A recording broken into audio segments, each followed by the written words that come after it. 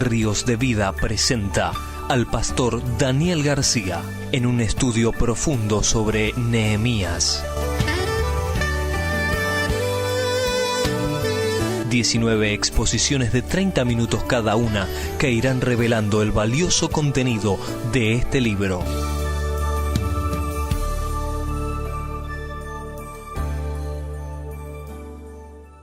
Nehemías 5, versículo 1. Entonces hubo gran clamor del pueblo y de sus mujeres contra sus hermanos judíos. Había quien decía: nosotros, nuestros hijos y nuestras hijas, somos muchos. Por tanto, hemos pedido prestado grano para comer y vivir. Y había quienes decían: hemos empeñado nuestras tierras, nuestras viñas y nuestras casas para comprar grano a causa del hambre. Otros decían: hemos tomado prestado dinero sobre nuestras tierras y viñas para el tributo del rey. Ahora bien, nosotros y nuestros hermanos somos de una misma carne, y nuestros hijos son como sus hijos. Sin embargo, nosotros tuvimos que entregar nuestros hijos y nuestras hijas a servidumbre. Y algunas de nuestras hijas son ya esclavas y no podemos rescatarlas porque nuestras tierras y nuestras viñas son de otros. Cuando oí su clamor, dice Nehemías, y estas palabras, me enojé mucho. Después de meditarlo bien, reprendí a los nobles y a los oficiales y les dije: ¿exigís interés a vuestros hermanos?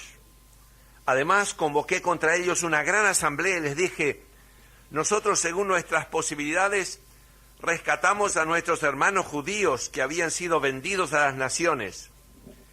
Y ahora sois vosotros los que vendéis aún a vuestros hermanos, para que nosotros tengamos que rescatarlos de nuevo.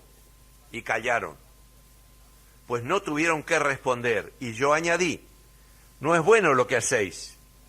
No deberíais andar en el temor de nuestro Dios para no ser objeto de burla de las naciones enemigas nuestras.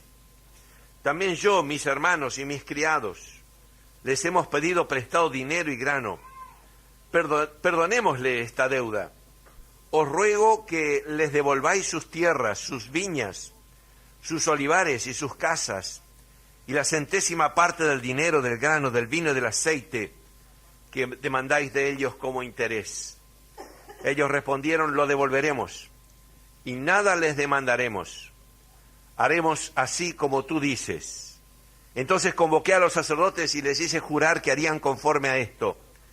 Sacudí además mi vestido y dije: así sacuda Dios de su casa y de su trabajo a todo hombre que no cumpla esto. Así sea sacudido y quede sin nada. Y respondió toda la congregación: amén. Entonces alabaron a Jehová, y el pueblo hizo conforme a esto. Hasta aquí nomás en la lectura de la palabra del Señor. Ya hemos hablado lo suficiente presentando el cuadro que nos presenta el libro de Nehemías, los antecedentes. Hemos hablado de la tremenda importancia de este libro, que a primera vista no pareciera tan importante, parecería un libro de cosas más bien rutinarias. Es un libro que no emociona, no vemos grandes milagros y cosas estruendosas. Generalmente el trabajo de cada día, fatigoso, no llama la atención a nadie, ¿verdad? No llama la atención a nadie.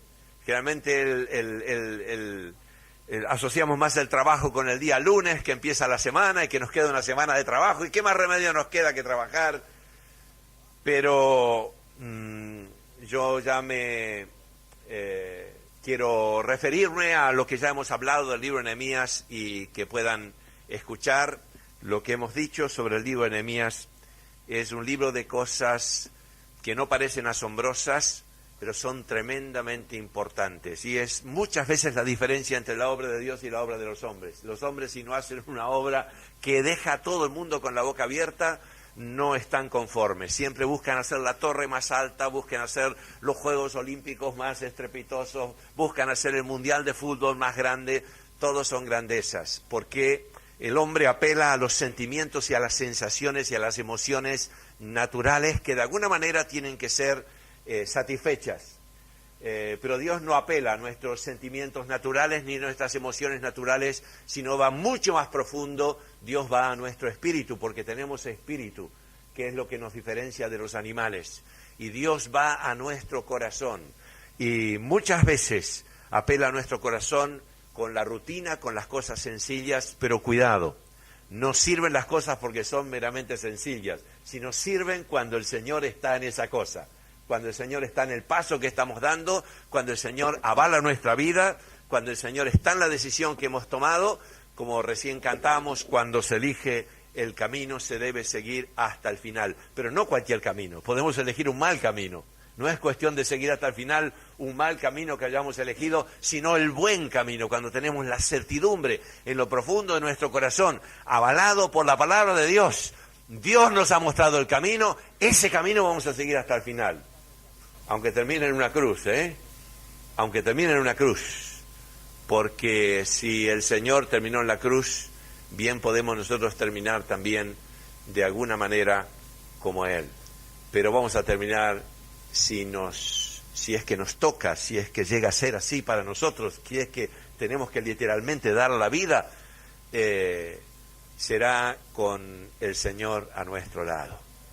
El Señor dio su vida.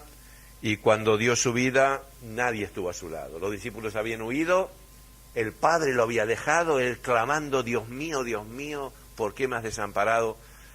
Pero si nosotros vamos a dar nuestras vidas a diferencia de Él, Él va a estar con nosotros hasta el final. Y a lo mejor no permite que demos la vida, como pasó con aquellos 3 varones que fueron echados en el horno de fuego, dispuestos a morir, y se pasearon en el horno, salieron afuera, no tenían ni olor a quemado siquiera, porque Jesús estuvo con ellos. Pero si el Señor hubiera permitido que fueran quemados, también hubiera estado con ellos, y con Él hubieran ido a la eternidad para estar con Cristo, lo cual es muchísimo mejor.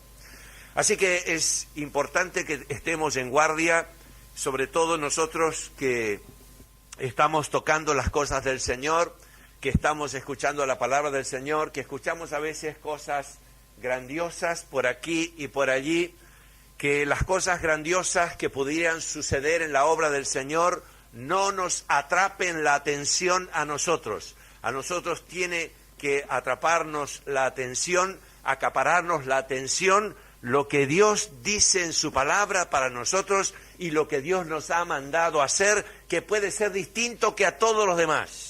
Pero eso, siendo fieles a esa palabra que hemos recibido, el Señor va a ser glorificado y nuestras vidas van a ser galardonadas con un galardón eterno en los cielos, porque así le ha placido al Señor hacerlo. Amén.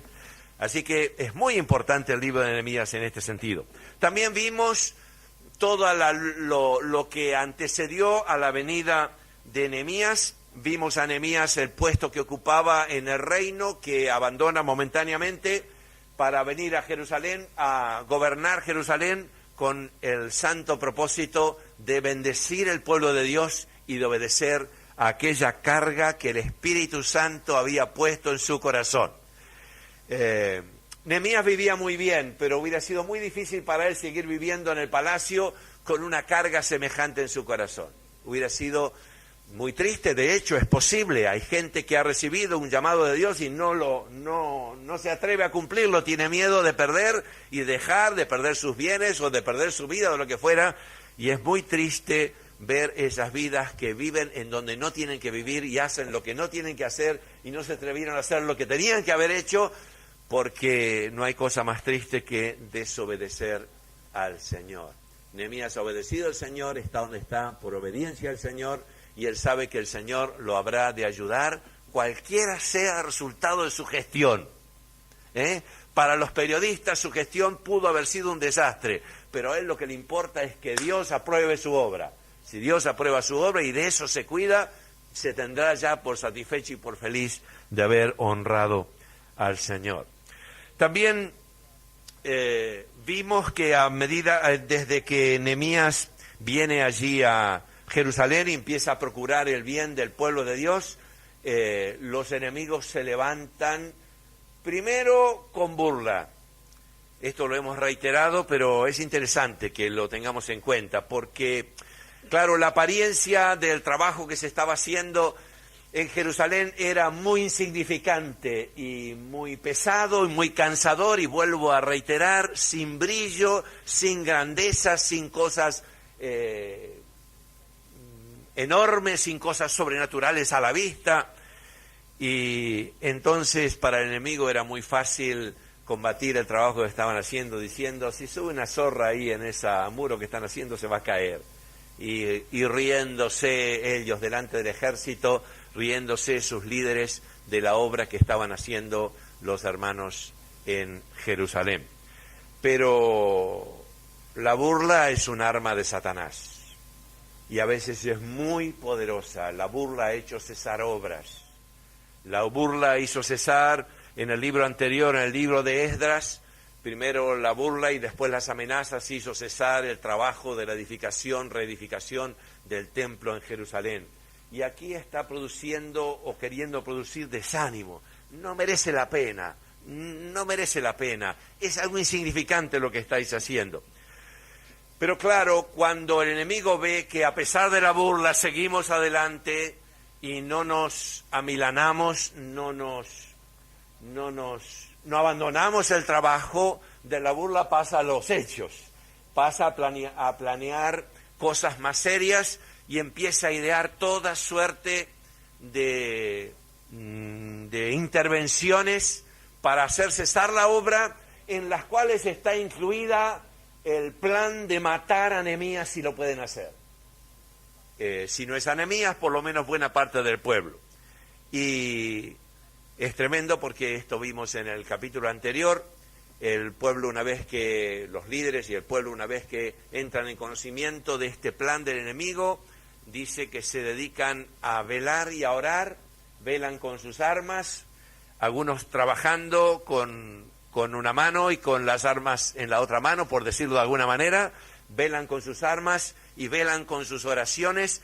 Y cuando el pueblo de Dios vela y ora, acuérdense lo que dijo Jesús a sus discípulos después de haber fracasado rotundamente en el momento en que iban a abandonar al Señor: velad y orad para que no entréis en tentación. Y aquí vemos al pueblo precisamente en los capítulos anteriores velando y orando. Ya dijimos lo que significaba velar y dijimos lo que significaba orar, que no son las mismas cosas, son dos cosas distintas y las dos cosas importantes que hagamos en nuestra vida. Y como pueblo de Dios, el pueblo de Dios es invencible. Aleluya. El pueblo de Dios no puede ser vencido. La vida del creyente que vela y que ora es invencible. Ustedes me dirán, puede pasar tumbos, puede pasar situaciones, pero va a salir adelante. Para el que vela y ora en serio, para el que crea la palabra de Dios, no el que vela por una hora y después 20 horas está en otra cosa, no, el que vive velando y que vive orando, la victoria está asegurada. Aquí lo vemos, el enemigo se replegó, dijo, lo entendieron y desistieron de su plan. Gracias a Dios, desistieron de su plan. Es invencible el pueblo de Dios porque quien vela y ora está invocando al Señor todo el tiempo, está en las manos del Señor. Y incluso cuando hablamos de invencible no estamos hablando de victorias militares. Puede ser que aún podamos perder la vida en un momento determinado, pero perder la vida en compañía del Señor es una victoria total. Yo siempre pienso que el apóstol Pablo había vivido una vida tan llena de Dios y de la gracia de Dios, que tuvo que terminar como creemos que terminó decapitado. Ese martirio final coronó la obra de semejante siervo de Dios. ¿Es verdad o no es verdad? En lugar de empobrecer su obra, no terminó derrotado. Hombre, al final terminó decapitado. No, esa fue la corona. Si le faltaba algo, esa fue la corona que el Señor le concedió en los momentos finales en su vida. De manera que el Señor sabe librar de tentación a los piadosos, dice la Escritura, sabe librar a su pueblo. Así que terminamos así con el capítulo anterior y empezamos con el capítulo número 5 y nos encontramos con un problema enorme dentro del pueblo de Dios. Han pasado los meses, yo no sé cuánto tiempo, ha pasado tiempo desde que ha venido Nehemías y empezaron el trabajo. Ustedes saben que prácticamente han tenido que abandonar los campos para concentrarse todos en Jerusalén. Era un asunto de vida o muerte, no podían hacer otra cosa que juntarse el pueblo de Dios allí. Incluso dormían dentro de Jerusalén, estaban de noche velando también, la guardia con sus armas, estaban todos prestos para algún ataque, de día trabajando fuerte, prácticamente nadie retació su trabajo, excepto que sepamos una sola familia muy pudiente que no quiso comprometerse con el trabajo. Luego todo el mundo estaba metido en el trabajo, y esto que significó una gran bendición y progreso para la obra del Señor, porque los muros estaban avanzando rápidamente, significó un empobrecimiento personal. Y esto que decimos ahora de Nehemías pasa muchas veces por dedicarnos a la obra de Dios, en lugar de que nuestras acciones en la bolsa vayan subiendo, van bajando. Porque, bueno, les pasó a ellos, no podían dedicar al trabajo lo suficiente, no se podían dedicar a los negocios, el campo ya no estaba atendido como debiera ser atendido, están descuidando el trabajo, y porque estaban en otro trabajo, no porque estaban sin hacer nada. Si hubiera sido sin hacer nada, claro, hubiéramos dicho vete a trabajar, pero es que estaban en otro trabajo más importante que tenían que hacer, porque era el momento de Dios para hacer ese otro trabajo, y trae como resultado que muchos de ellos tienen que endeudarse, y hermanos de la misma congregación, porque de esto se trata, eran judíos, eran creyentes, o por lo menos deberían serlo, hermanos en la misma congregación se aprovechan de la situación, les prestan dinero, les cobran interés, y cuando no pagan los ejecutan. Lindos hermanos, ¿no? Lindos hermanos. Lindos hermanos. Y hay gente que se llama cristiano que hace así. No tiene piedad, ni de sus hermanos. No tiene piedad. Hacen como aquel hombre a quien en la parábola el Señor le había perdonado una suma inmensa, y sale contento de la presencia del Señor y encuentra a su deudor que le debía una suma pequeña, y lo sujeta y le dice: ¿me vas a pagar o te mando a la cárcel? Es terrible, ¿no? ¿Es un ser humano o un perro el ser humano? Yo no sé, pero a veces tiene mucho de perro. Es tremenda. La injusticia que comete el ser humano es tremendo. Ver que los hermanos están jugando un proceso histórico, como decíamos días atrás. Qué importante es saber el momento que estamos viviendo. Están viviendo en un momento histórico. Están viendo que sus hermanos están poniendo todo lo que tienen. Quizá han puesto la única cordera que tenían, por emplear el lenguaje de aquel a quien David defraudó también en su momento. Y ellos no quieren ceder un céntimo de lo que tienen, no van a perder nada, todavía van a aprovechar el negocio. Qué tremendo, qué cosa terrible, qué cosa terrible. ¿Qué significará para los líderes cuando están en un momento así, en una gran obra? Porque Nehemías la veía claro, Nehemías lo tenía claro. Puede ser que muchos del pueblo no lo tuvieran claro, pero Nehemías tenía claro que la obra que estaban haciendo era una gran obra. Él lo sabía bien. Él era el primero que había perdido sus bienes, ya vamos a ver detalles. Que era un hombre evidentemente muy pudiente, que vino a trabajar por nada y dispuesto a perderlo todo. Así que él tenía claro, él no necesitaba que nadie venga a explicarle: mira, lo que estás haciendo es importante, persevera, obedece al Señor, porque todo lo que es del Señor es importante. No hay ninguna cosa insignificante cuando es del Señor. Él lo tenía claro, pero ver que vienen los hermanos a quejarse y decir: mira, estamos empobrecidos, nos van a sacar nuestras hijas, van como esclavas algunas, nos sacan nuestras tierras, porque no podemos pagar las cuentas. Hermanos, no enemigos, hermanos. ¿Qué me dice? Hermanos.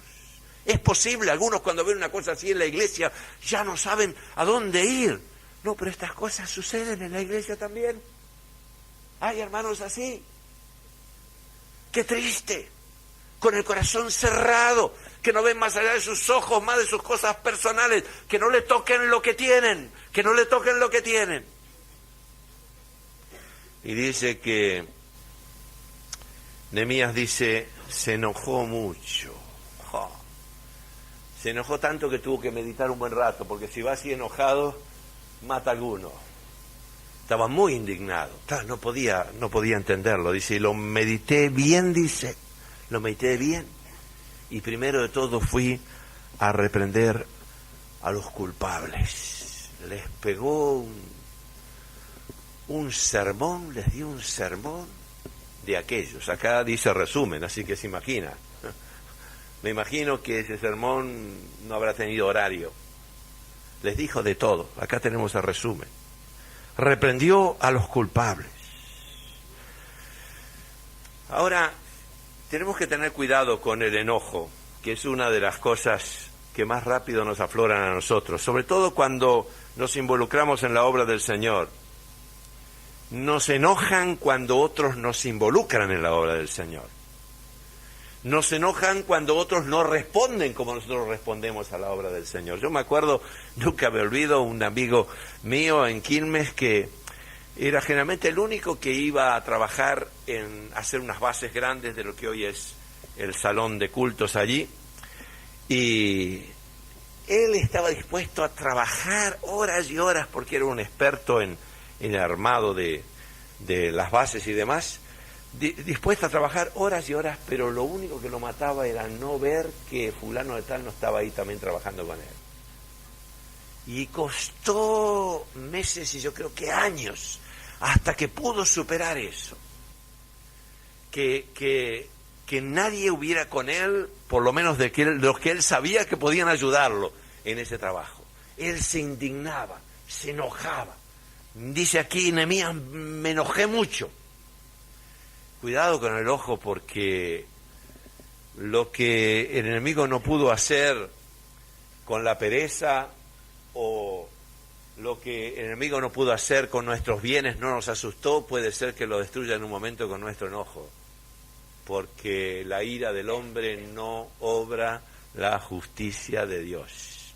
Nuestros enojos nunca son buenos, cuidado, no son buenos consejeros, y pueden apartarnos del camino. Hay tantas trampas a veces en el camino, y esta es una de ellas, haber respondido al Señor y enojarnos cuando otros no responden al Señor. Se ve que Nehemías era un hombre maduro, y primero dice, lo medité bien. Lo medité bien, dice acá la Escritura, lo medité bien. Ese meditar pienso que fue clamar al Señor, fue orar al Señor, fue tomar las cosas con calma, esperar que se desinflara un poco de aquella ira y de aquel enojo que le había tomado. Pero dice que reprendió a los culpables porque tenía autoridad para reprenderlos, no porque era el jefe. Porque antes que gobernador, Nehemías era siervo de Dios. Después era gobernador. Antes que pastor hay que ser siervo de Dios, después ser pastor. Antes que miembro de la iglesia hay que ser siervo de Dios, después soy miembro de la iglesia. Y todo lo que ello conlleva y todo lo que puedo hacer en la obra del Señor. Primero soy siervo de Dios. Primero. Y Nehemías era un siervo de Dios. Y los siervos de Dios tienen una característica, deben tener esta característica, tienen autoridad. No la autoridad militar, no la autoridad que le daba el ser gobernador, la autoridad que le daba el ser un siervo de Dios. ¿Y qué había hecho él como siervo de Dios? Había rescatado a sus hermanos, los que había podido. Y eso le había costado mucho dinero y esfuerzo y disgustos. Aún en Babilonia había rescatado hermanos que vio que habían sido vendidos como esclavos. Se ve que tomó de su tesoro particular y fue y pagó la deuda de ese hermano para que el hermano saliera libre. Qué lindo, ¿eh? A veces tenemos una idea de autoridad que es un asunto de ponernos firmes, de gritar, de levantar la voz, no. De hacer cumplir lo que la palabra dice, no. La autoridad se adquiere cuando nos ponemos nosotros mismos en marcha y hacemos lo que tenemos que hacer. Eso nos da autoridad, nos desprendemos de lo que tenemos que desprendernos. Si alguien no se desprende de nada y aún de su propia vida, si alguien ama su vida, la Biblia dice la perderá. Necesitamos desprendernos del tiempo de un hogar cerrado, no necesitamos desprendernos del tesoro que podamos guardar, necesitamos estar abiertos y tenemos que ponerlo todo a los pies del Señor. Y esto había hecho Nehemías, ahora tenía autoridad para reprenderlos y nadie levantó la voz, no porque gritaba más fuerte, sino porque tenía autoridad. La autoridad de Dios se caracteriza por eso. No se puede menoscabar, no se puede desconocer. Claro que la puede desconocer. Hay quienes vociferan contra Dios, hay quienes no reciben la palabra de Dios, pero allí ellos. Pero los que quieren hacer la voluntad de Dios acatan la palabra del Señor. Él tenía autoridad.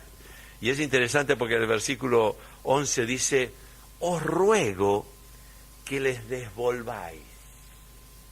El enojo, la reprensión violenta con que los había reprendido, ahora se transforma en un ruego. Ahora llega el momento, la palabra fue dada con mucha fuerza, ahora llega el momento en que él podía decir: ahora todo el mundo a devolver.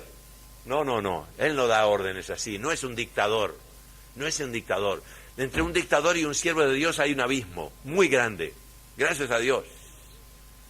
Dios no es dictador. Aún Dios nos habla y apela a nuestro corazón para conseguir rendirnos a sus pies, ¿verdad?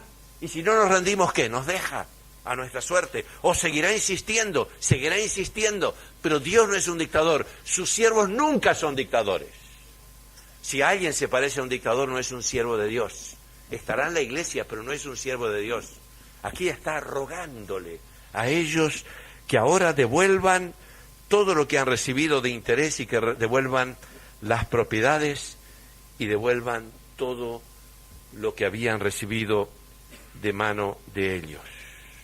Os ruego que les devolváis hoy sus tierras, sus viñas, sus olivares y sus casas y la centésima parte del dinero, etcétera, etcétera. Y dice la Escritura que ellos estuvieron de acuerdo, dijeron amén.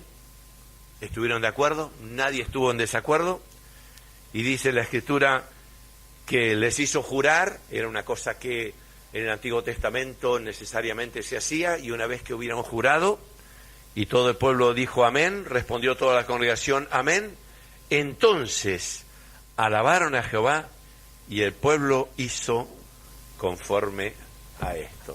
Mire qué interesante, tiene que ver esto también con la alabanza, ¿no? Una vez dice, ¿por qué no puedo alabar a Dios?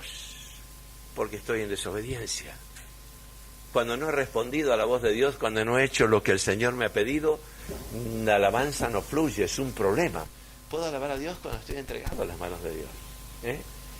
Cuando ya no le pongo condiciones a Dios, cuando estoy dispuesto a caminar el camino con Él. Dice, entonces alabaron a Dios. ¿Por qué le alabaron? Porque obedecieron a la palabra del Señor. Alabado sea su santo nombre. Bendito sea su santo nombre. Este es nuestro Dios, somos su pueblo, tenemos el privilegio de ser su pueblo, y el Señor también tiene solución cuando hay problemas dentro del pueblo de Dios. También tiene soluciones que terminan al fin glorificando su nombre.